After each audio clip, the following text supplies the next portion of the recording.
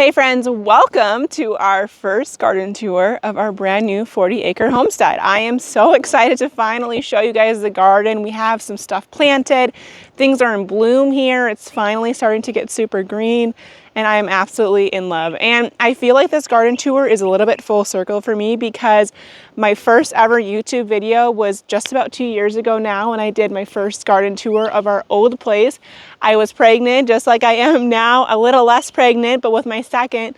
And it just feels, I don't know, feels full circle to me. It's exciting and it's like starting a new chapter in our life or really continuing the book that we've been writing a little bit and some of the goals that we've been working towards. So I'm super excited to show you guys everything that's going on in this garden, everything growing. So let's get started.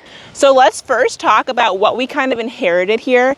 And we inherited a lot of really good perennials, which I'm super excited about. We have what I suspect is 4 apple trees. I know for sure the first 2 in the front are apple trees, and we have 2 over here that look very similar.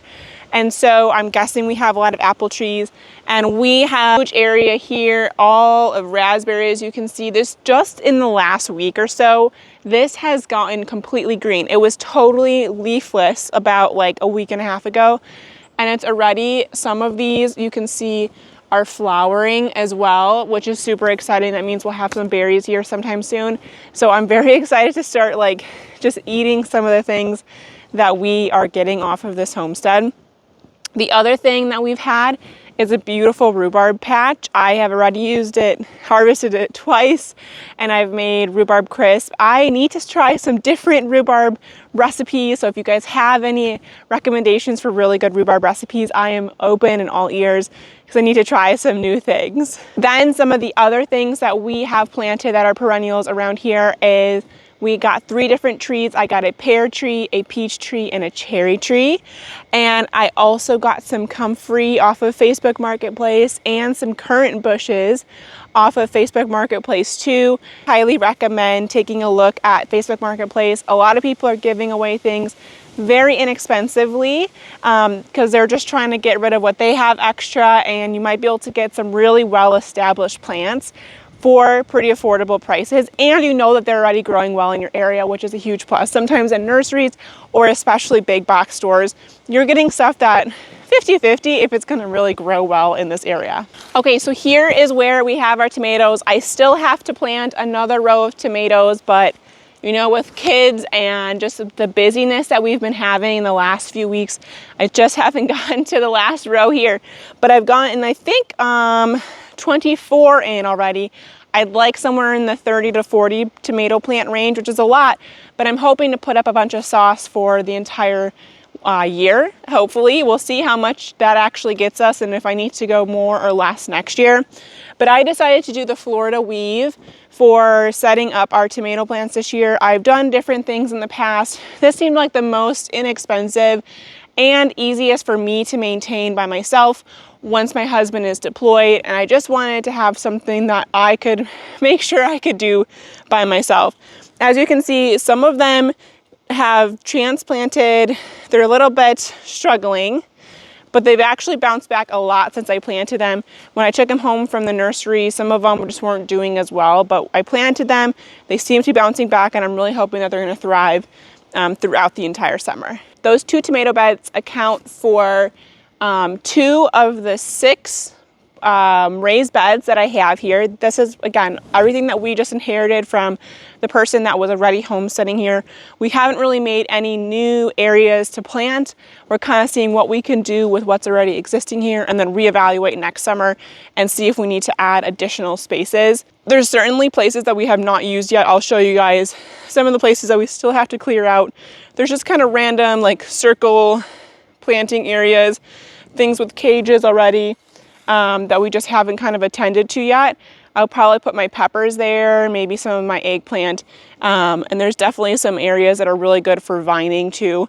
So anything that kind of climbs, I'll probably utilize there. But this bed is currently housing a lot of weeds, unfortunately. I planted my carrots, my beets, and my climbing pole beans here. And right now I desperately need to weed out what I know is weeds in here, but I'm kind of trying to see like if the carrots pop up, and then I can distinguish much easier, because unfortunately this weed, when it first comes up, looks a lot like a carrot. And so I struggle until it kind of forms more into a leaf to get a weed. But you can see that my beans here are really coming up nicely. That is super exciting. I love green beans, and I'm hoping to have a lot to pickle this year. That's pretty much that's the way we prefer to eat green beans, is pickled. But I probably will can some regular ones too. This bed over here we have yet to attend to, just a lot of weeds and whatever was growing in there.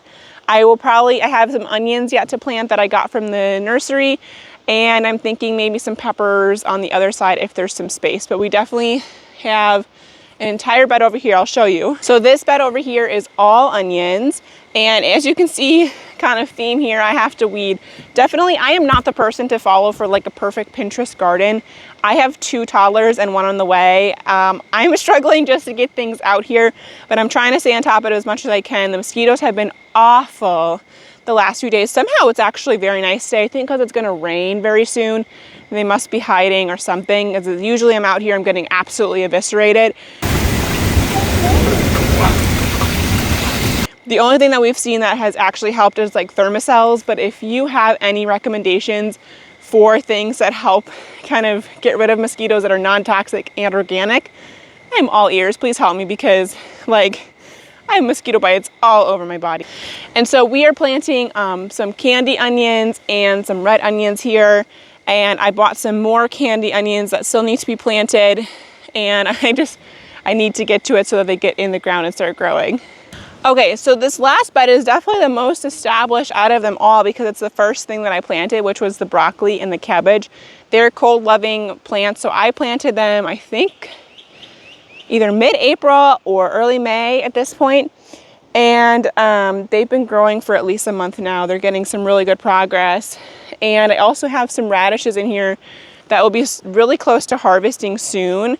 You can definitely see some of them are planted very close together. My son helped me seed them, and so there was a lot of clumps together, so I'm not even sure how well some of those will actually grow, but I tried to spread some of them out. We're not huge radish people, so it's no kind of love lost for me if they don't grow super well, but it was just kind of a fun thing. Oh, and also in the onion bed, I do have some peas growing as well. They didn't germinate as well as I would hope. I think there's only like 2 that popped up, which again, peas are just more for funsies that we're growing. We're not going to really can those, or we don't really eat them a ton anyway. So it's kind of just see what grows and see if we can get a little bit of harvest off of there. But a lot of our kind of main crops here we're planting to and attending to very well, because we want to be able to eat them all summer and all winter long.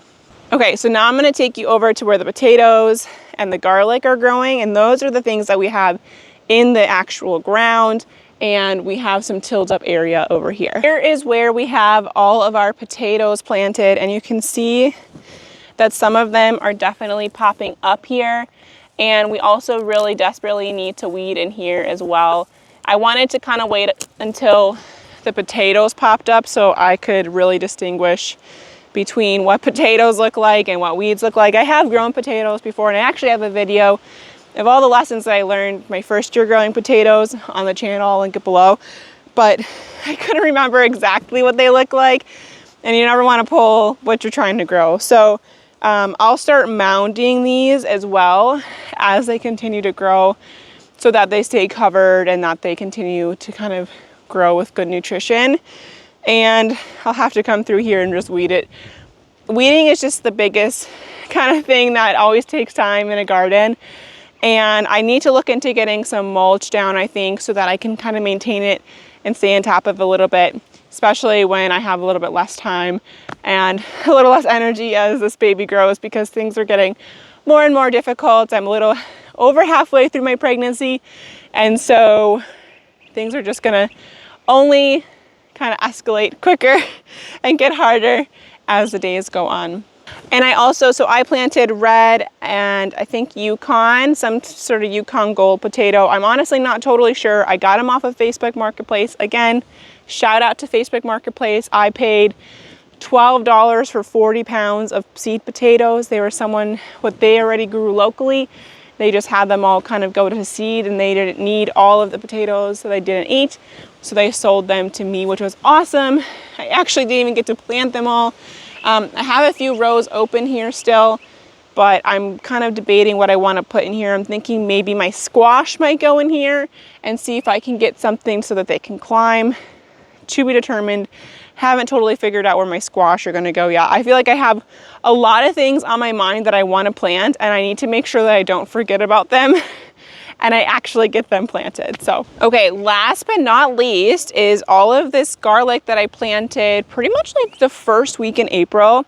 And oh my God, I just realized my son left a car out here. It's growing with the garlic. So, I planted this in early April. We bought this place. We closed the day after Thanksgiving. So it was a little bit late to get garlic in the ground here. And I decided to try and do a spring garlic. And typically in this area, it's not going to grow as big as a winter garlic will be, but it's still growing, which is super exciting. I wasn't even sure if it would come up or not.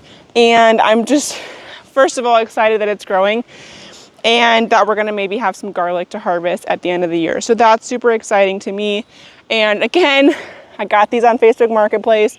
I actually bought way too much. I feel like you need way less pounds than you think you do. Like a garlic clove goes pretty far. I was hoping to get more in the ground, but I just didn't get to it in time. But I ended up just using it in the kitchen, the extra garlic that I had bought. But I bought that locally, so I know that it grows well locally, which is really nice. Again, if you can buy things locally, that's good. So the other thing that we have already established around here is an electric fence. Now we have to go and get a panel to actually activate it. Now, I haven't seen any pest damage yet, or like wildlife damage. We do have a ton of deer in the area. I'm pretty sure there's other pests like foxes and bears and other than like definitely, I'm sure we have rabbits somewhere, but I haven't seen as many rabbits as I did in our old place. I think maybe there's just more predators here to eat them. Not totally sure. But in my old place, rabbits were definitely the biggest predator to all of my plants. And so, I don't know, so far we haven't totally needed to set up the electric fence, but I would, since it's already existing, like to put it in place so that we have that extra protection against our crops. So that is everything that we have planted, and this is the second week of May. I will be doing these multiple times throughout the summer to kind of catch you guys up on what's growing, what's looking good, the problems I'm having, questions, and hopefully that you guys help me out if things are going wrong, because I'm still a newbie gardener. I have gardened, a few years, but I'm still learning a ton. I'm always learning from other people, and I know that there's people that have way more experience than me that I would love to learn from too. So I'll always share what I'm learning with you guys. But if this kind of content is interesting to you, I will be sharing all about my homestead life here. And I always do a lot of cooking and preparing and just homemaking in general. So if that sounds good to you, go ahead and hit subscribe. If you like this video, please give it a like. And if you'd like to see my first ever YouTube video, which has come a long way, I would like to think. This was my first ever garden tour video, and you can see the differences in what I've learned and just how far we've come. See you guys later.